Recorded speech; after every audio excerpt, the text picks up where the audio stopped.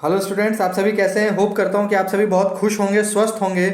और क्योंकि NTA net के एग्जाम में बस महज एक महीना रह गया है, तो आप सभी बहुत ज़्यादा हार्डवर्क भी कर रहे होंगे पूरे डिटर्मिनेशन के साथ, ताकि इस बार एनटीए नेट की एग्जामिनेशन में आप सभी सक्सेसफुल हो जाएं, सभी को जेआरएफ मिल जाए।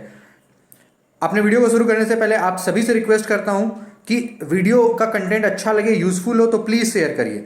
क्योंकि एग्जाम अब बहुत करीब आ रहा है, तो मेरी भी ये कोशिश है कि जो भी रिमेनिंग टॉपिक्स रह गए हैं हमारे, इस बचे हुए 10-15 दिनों में मैं सभी उन टॉपिक्स पे वीडियो अपलोड कर दूं, ताकि आप इनको फ्रीली अवेल कर सकें, नोट्स बना सकें और एनटीए नेट के एग्जाम में क्वालिफाई भी कर सकें।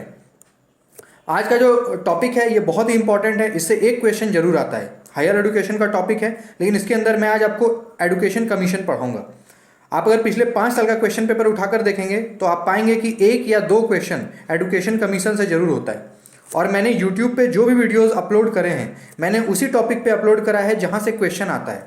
देखिए, सिलेबस तो बहुत ब्रॉड होता है किसी भी एग्जामिनेशन का, एनटीए नेट का भी बहुत ब्रॉड है सिलेबस, लेकिन आपको वो चीज़ जानना कि एग्जाम में क्या आता है। ठीक है, हम सब नहीं पढ़ सकते क्योंकि हमारे पास लिमिटेड टाइम है और पढ़ने के लिए अनलिमिटेड चीज़ें हैं। तो हम अपने लिमिटेड टाइम में लिमिटेड रिसोर्स को कैसे यूज़ करेंगे वो मैं आपको बताऊंगा। ठीक है, तो इसलिए मेरे जो भी पहले के वीडियोज़ हैं उसको भी आप देख लें। आज एजुकेशन कमीशन पे मैं आपकी क्लास लूंगा, बताऊंगा, जिससे एक क्वेश्चन निश्चित रूप से आता है। टोटल करीब करीब 15 से 20 कमिटीज़ हैं जिनकी रिपोर्ट के बारे में हमें स्टडी करनी है। और कई बार इसमें जो क्वेश्चंस हैं वो मैच द फॉलोइंग के टर्म्स में, कई बार ईयर्स, कई बार ऑब्जेक्टिव, बहुत सारे कमिटीज़ के आते हैं। तो इन 3 चीज़ों का इसमें आपको ध्यान रखना है। अब इन हायर एजुकेशन की जो कमिटी है इसको मैंने 2 भागों में बांटा है, एक आज़ादी से पहले और एक आफ्टर इंडिपेंडेंस। ठीक है जी, पोस्ट इंडिपेंडेंस। तो पहले प्री इंडिपेंडेंस करेंगे और देन उसके बाद पोस्ट इंडिपेंडेंस में जो भी कमिटीज़ आई उसको करेंगे। इंपॉर्टेंट दोनों ही है। ठीक है, अब देखिए कमिटीज़ होती क्या है या रिपोर्ट होती क्या है।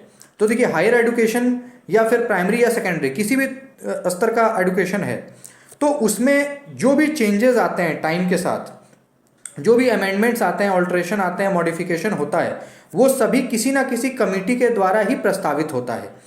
कमेटी के मेंबर बहुत बड़े एजुकेशनिस्ट हो सकते हैं, प्रोफेसर्स हो सकते हैं, है ना, एक्सपर्ट्स हो सकते हैं किसी पर्टिकुलर सब्जेक्ट के। वो लोग अपनी एक कमेटी बनाते हैं, डिस्कस करते हैं बहुत सारे पॉइंट्स को, इशूज़ को, और उसके बाद उसकी रिपोर्ट तैयार करके गवर्नमेंट ऑफ इंडिया को सौंप देते हैं। गवर्नमेंट ऑफ इंडिया को अगर वो अच्छा लगता है तो वो क्या करते हैं, उन चीज़ों को जो है ऐड कर देते हैं हमारे कॉन्स्टिट्यूशन में अमेंडमेंट करके। और अभी एनईपी 2020 आई है, आपको सभी को पता है, राष्ट्रीय शिक्षा नीति 2020, जिसके तहत काफ़ी सारे चेंजेस हुए हैं। मतलब मैं आपको कहूँ कि ये एजुकेशन का रिवाइवल है इंडिया के लिए। पूरा का पूरा बदल गया है हमारा एजुकेशन सिस्टम, स्ट्रक्चर बदल गया है, जो कि आपको 2021 के इस सत्र से देखने को भी मिलेगा। ठीक है, अब आइए एजुकेशन कमीशन पे। तो सबसे पहला है चार्टर एक्ट। ठीक है, 1813 नाम कमीशन का, ईयर और ऑब्जेक्टिव, ये 3 चीज़ आपको बस ध्यान में रखना है। चार्टर एक्ट 1813 में आया। ठीक है, इस एक्ट में क्या था कि पहला तो ये था कि इंग्लिश को एजुकेशन में लाना, क्योंकि आपको पता है कि उससे पहले 1813 में या उससे पहले का एजुकेशन जो भारत का था वो क्या था, रिलीजन सेंट्रिक था। हमारे यहाँ पे गुरुकुल होते थे, मदरसाज होते थे, और धार्मिक शिक्षा का ज़्यादा प्रचार प्रसार था, जिस वजह से जो कि अच्छा भी था, लेकिन उसकी बुराइयाँ ये थी, डिमेरिट्स ये थे कि लोग बहुत ज़्यादा अंधविश्वासी हो गए थे, है ना, स्टीरियोटिपिकल हो गए थे, ओल्ड थॉट्स थे। तो उन सभी चीज़ों को रिमूव करने के लिए मॉडर्न एजुकेशन का लाना इंडिया के अंदर बहुत ज़रूरी था, क्योंकि शिक्षा ही एक ऐसा विपन है जिसके थ्रू आप समाज में बदलाव ला सकते हो, और ब्रिटिशर्स को ये पता था। इसलिए उन्होंने चार्टर एक्ट लाया 1813 में, जिसके तहत उन्होंने इंग्लिश को एज अ सब्जेक्ट इंट्रोड्यूस किया भारत के अंदर।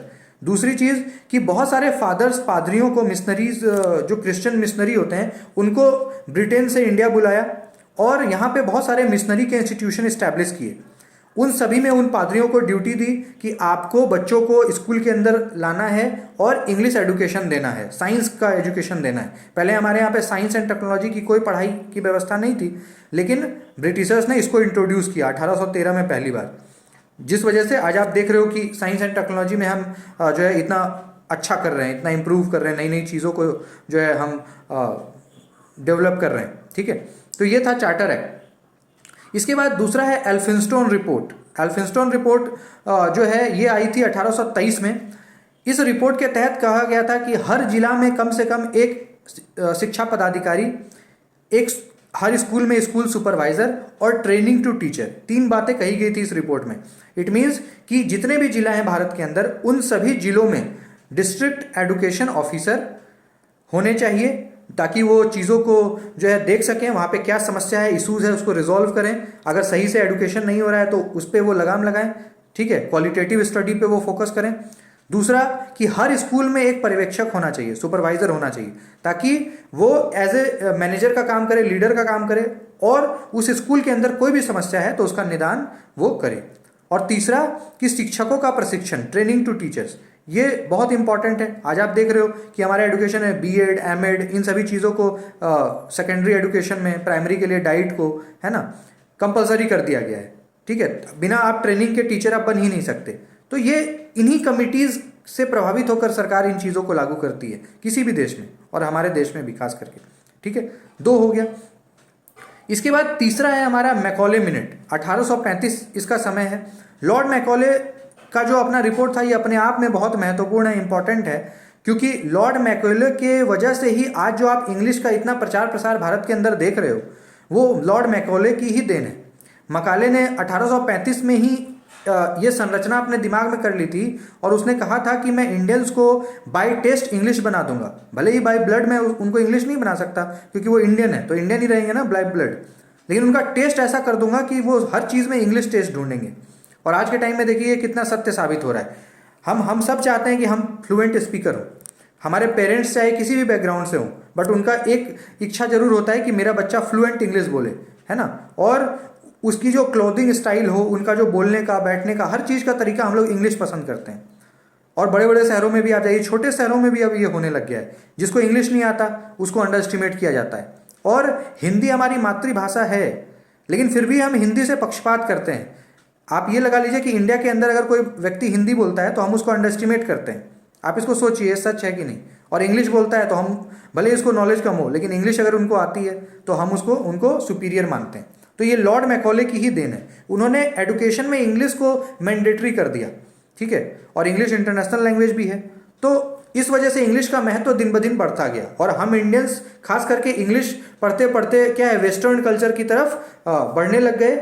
और लॉर्ड मैकॉले ने मॉडर्न इंडिया की भी बात की, ठीक है, नया भारत, जिसमें कोई प्रेजुडिस नहीं होगी, कोई ओल्ड प्रैक्टिसेस नहीं होंगे, कोई स्टीरियोटाइप नहीं होगा, कोई अंधविश्वास नहीं होगा, है ना। तो मॉडर्न इंडिया की नींव लॉर्ड मैकॉले ने ही रखी थी, जिस वजह से बहुत सारी अच्छी चीज़ें भी हमारे साथ हुई।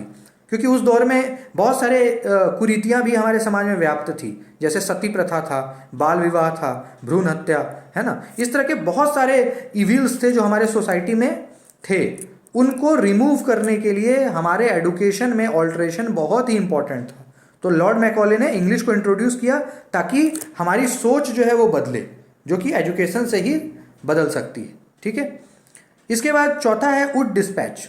वुड डिस्पैच की समय है 1854। 1854 में वुड डिस्पैच आता है, जिसके तहत भारत के जो 3 सबसे पुराने विश्वविद्यालय हैं, कलकत्ता यूनिवर्सिटी, मद्रास यूनिवर्सिटी और बॉम्बे यूनिवर्सिटी, ये तीनों 1857 में इस्टेब्लिश हुई थी। और इस्टेब्लिश कराने के पीछे वुड डिस्पैच का जो रिपोर्ट आया था, जिसके तहत 3 जो महानगर हैं, कलकत्ता, मद्रास और बॉम्बे, उस टाइम के ये 3 बड़े बड़े शहर थे 19वीं सेंचुरी के। तो इन तीनों शहरों में एक एक यूनिवर्सिटी को इस्टेब्लिश किया गया ताकि हायर एजुकेशन को प्रमोट किया जा सके, है ना। क्योंकि जब तक यूनिवर्सिटी ओपन नहीं होगी तो हायर एजुकेशन तो प्रमोट होगा नहीं। इसलिए ये भारत के 3 सबसे पुराने मॉडर्न इंडिया के विश्वविद्यालय माने जाते हैं, ठीक है। इसके बाद आता है हंटर कमीशन।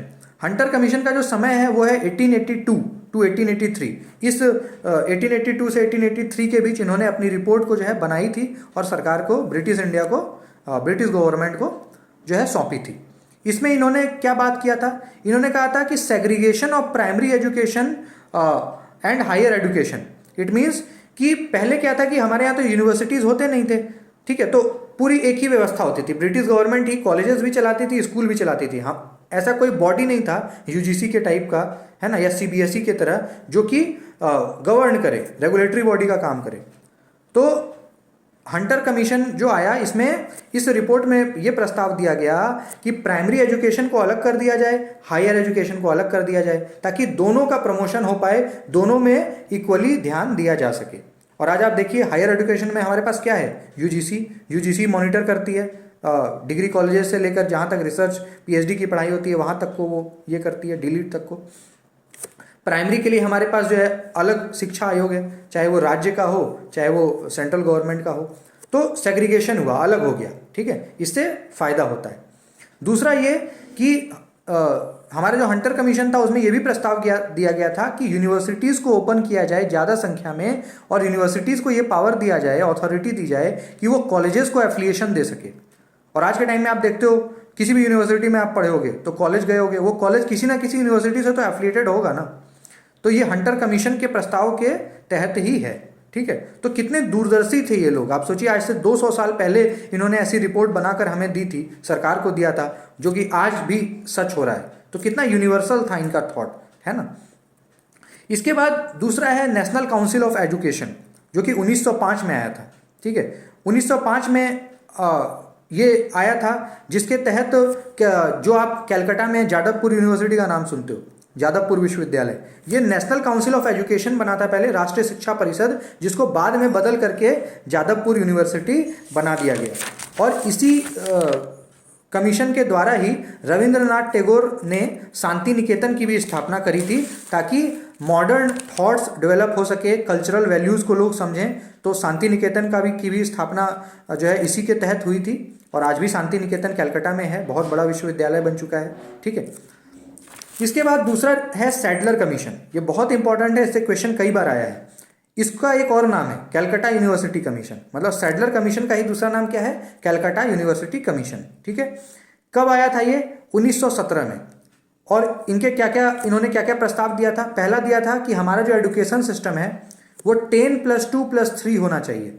1975 में जो है ये लागू भी हो गया था, और अभी भी ये है। आप देखिए क्लास 10 तक आप पढ़ते हो, फिर 11 12 +2, और फिर 3 साल का ग्रेजुएशन आप करते हो। तो 10+2+3 की अभी शिक्षा पद्धति हमारे भारत में है, ये 1975 से है, और ये सैडलर कमीशन के प्रस्ताव के द्वारा ही के तहत ही लागू किया गया था। पहला हो गया। दूसरा इन्होंने कहा था कि कैब का जो है एक कैब बॉडी होना चाहिए, जिसका फुल फॉर्म है central advisory board of education. It means कि एक सलाहकार समिति होनी चाहिए, शिक्षा से संबंधित तो एक सलाहकार समिति होनी चाहिए, जो टाइम टू टाइम अपने एडवाइसेस को दे सके, जहाँ भी इशूज़ आ रही है उसको रिजॉल्व करने के लिए एडवाइस दे सके, जिसमें बड़े बड़े एडुकेशनिस्ट हों, है ना, प्रोफेसर्स हों उस टीम में, उस आयोग में, जो कि यूनिवर्सिटी के वेलफेयर के लिए काम कर सके, एडवाइस दे सके, ठीक है। इसके बाद तीसरा सैडलर कमीशन में जो सबसे इंपॉर्टेंट है वो है कि एडुकेशन को कॉन्करेंट लिस्ट में शामिल करना, समवर्ती सूची में शामिल करना। आपको पता है कि शिक्षा जो है समवर्ती सूची का विषय है। इट मीन्स कि शिक्षा पे अकेला अधिकार केंद्र सरकार का नहीं है। अब राष्ट्रीय शिक्षा नीति आई है तो सिर्फ भारत सरकार इस पे अपना फैसला नहीं ले सकती, उनको राज्यों की भी सहमति लेनी पड़ेगी, क्योंकि एडुकेशन एक समवर्ती सूची का विषय है, कॉन्करेंट लिस्ट में है ये। तो इंडियन गवर्नमेंट कुछ भी बनाएगी, एडुकेशन से संबंधित कोई भी अमेंडमेंट करेगी, लॉज लेकर आएगी, एक्ट बनाएगी, उनको सारे स्टेट्स और जो भी यूनियन टेरिटरीज हैं उनसे भी एग्रीमेंट, सहमति लेनी होगी, अदरवाइज वो कोई बहुत व्यापक बदलाव शिक्षा में नहीं कर सकती। तो ये भी सैडलर कमीशन का देन है, ठीक है, बहुत इंपॉर्टेंट है, ध्यान रखिएगा। इसके बाद अगला है सप्रू कमेटी। सप्रू कमेटी कब आया था, 1934 में, और ये बेसिकली उत्तर प्रदेश पे बेस्ड है। इन्होंने उत्तर प्रदेश के अंदर जो भी बेरोजगारी के जो भी कारण थे, कॉजेज ऑफ अनएम्प्लॉयमेंट इन उत्तर प्रदेश, उस पर इन्होंने रिसर्च किया, और इन्होंने ये प्रस्ताव दिया कि अभी जो भी शिक्षा व्यवस्था हमारे उत्तर प्रदेश में है, भारत के अंदर है, वो कहीं ना कहीं सिर्फ डिग्री लेने के लिए है, उसमें कोई वोकेशनल एजुकेशन की बात नहीं है। इट मीन्स कि बच्चा यूजी कर ले, पीजी कर ले, पीएचडी कर ले, बस डिग्री है उसके पास, कोई उनको हाथ का हुनर नहीं है, नॉलेज नहीं है, बस एग्जाम पास करके डिग्री दे दो। इस वजह से ही अनएम्प्लॉयमेंट है। ये रिसर्च सप्रू कमेटी के बाद सामने आई, जिसके बाद एजुकेशन सिस्टम में बदलाव किया गया, और अभी जो नई शिक्षा नीति आई है 2020 की, इसमें तो वोकेशनल एजुकेशन की बात करी गई है, टेक्निकल एजुकेशन की बात की गई है, को करिकुलर डेवलपमेंट की बात करी गई है। तो काफ़ी नई चीज़ें हैं, पूरा रिवाइवल हो रहा है, रेनेसां है। ये एनईपी 2020 जो है ये एजुकेशन के फील्ड का रेनेसा है, साबित होने जा रहा है ना, माइलस्टोन साबित होगा। काफ़ी सारी चीज़ें इसमें बताई गई है ना, एक वीडियो मैंने डाला भी एनईपी का, वो देखिएगा तो आपको पता लग जाएगा। इसके बाद अगला है हमारा वर्धा स्कीम ऑफ एजुकेशन। ये कब आया था, 1937 में। ये भी बहुत इंपॉर्टेंट है। इसको नई तालीम या बुनियादी तालीम के नाम से भी हम जानते हैं। ठीक है, कई बार नेट में क्वेश्चन आता है which commission is also known as Nai Talim और बुनियादी तालीम, 2017 में आया था, देखिएगा। तो ये है वर्धा स्कीम। ठीक है, इसको नई तालीम इसलिए कहा जाता है क्योंकि इसमें बड़ी अच्छी प्रस्ताव दिए गए थे। इसमें क्या कहा गया था कि 7 साल से ज़्यादा और 14 साल से कम, मतलब 7 to 14 ईयर्स के एज ग्रुप के सभी बच्चों को कंपलसरी एडुकेशन दिया जाए, फ्री एडुकेशन दिया जाए। ठीक है, ताकि ज़्यादा से ज़्यादा लिटरेसी रेट भारत के अंदर हो, इंक्रीमेंट हो लिटरेसी रेट में, एडुकेशन में। ठीक है, और तीसरा जो इन्होंने प्रस्ताव दिया था वो ये था कि हमारा जो प्राइमरी लेवल का एडुकेशन है वो हमारे मदर लैंग्वेज में होना चाहिए, मातृभाषा में होनी चाहिए। ठीक है, और आप देखिए एनईपी को अगर आप पढ़ेंगे जो अभी 2020 का आया है उसमें आप पाएंगे कि इस पर विशेष बल दिया गया है, एलिसिट किया गया है इस मैटर को कि जो हमारा प्राइमरी एडुकेशन है वो तो एटलीस्ट हमारा मदर टंग में ही हो। इससे क्या होता है, बच्चा ज़्यादा सीख पाता है, ज़्यादा ग्रैस्प कर पाता है, ज़्यादा डेवलपमेंट हो पाता है उसका। तो ये थी नई तालीम, वर्धा स्कीम ऑफ एजुकेशन। इसके बाद एक और है सार्जेंट रिपोर्ट। सार्जेंट रिपोर्ट 1944 में आया था जिसमें यूजीसी के सेटअप की प्रस्तावना दी गई थी। सार्जेंट रिपोर्ट के तहत कहा गया था कि एक यूनिवर्सिटी ग्रांट कमीशन होना चाहिए भारत के अंदर, जो कि विश्वविद्यालय अनुदान आयोग जिसको हम कहेंगे, जो आज है भी, और जो कॉलेज और उच्च शिक्षा को मॉनिटर करेगी। और इसी रिपोर्ट के तहत यूजीसी का स्थापना हमारे भारत के अंदर हुआ। ठीक है, इसके बाद इन्होंने रूरल यूनिवर्सिटी के सेटअप की भी बात की कि रूरल जो ग्रामीण क्षेत्र हैं वहाँ पे रूरल यूनिवर्सिटी हो। जैसे ग्रामीण बैंक आज के दौर में हर गांव में है ना, ग्रामीण बैंक नाम से, उसी तरीके से रूरल यूनिवर्सिटी भी भारत के अंदर हो। ठीक है, ताकि बिल्कुल देश के अंतिम से अंतिम व्यक्तियों तक भी शिक्षा का प्रचार प्रसार हो, शिक्षा पहुंचे। तो रूरल यूनिवर्सिटी के सेटअप की इन्होंने बात करी। और तीसरा, सार्जेंट रिपोर्ट को हम यूनिवर्सिटी एडुकेशन कमीशन के नाम से भी जानते हैं क्योंकि इसी रिपोर्ट के तहत यूजीसी का सेटअप हुआ, इस्टेब्लिश हुआ, जो कि आज भी हमारे साथ है। जो भी बच्चे हायर एडुकेशन में हैं, जाना चाहते हैं, उनको यूजीसी पता ही होगा। ठीक है, बहुत बड़ी बॉडी है, स्टैट्यूटरी बॉडी है ना, और सारे डिसीजंस वही लेती है। ठीक है, स्कीम्स, फंड्स सभी वही अवेलेबल करवाती है यूनिवर्सिटीज़ को। तो बहुत इंपॉर्टेंट है, इसलिए सार्जेंट रिपोर्ट को हम क्या कहते हैं, यूनिवर्सिटी एडुकेशन कमीशन भी कहते हैं। इस चीज़ का ध्यान रखिएगा। तो ये था, आज मैंने टोटल 10 कमीशंस आपको बताए जो कि आज़ादी के पहले के हैं। इसके बाद और 10 हैं जो कि आज़ादी के बाद के हैं, वो नेक्स्ट वीडियो में बताऊंगा। तो प्लीज़ चैनल को सब्सक्राइब कर लीजिएगा, शेयर करिएगा, ताकि ज़्यादा से ज़्यादा बच्चों तक नॉलेज जो है वो पहुंच सके, है ना। Thank you, have a nice day.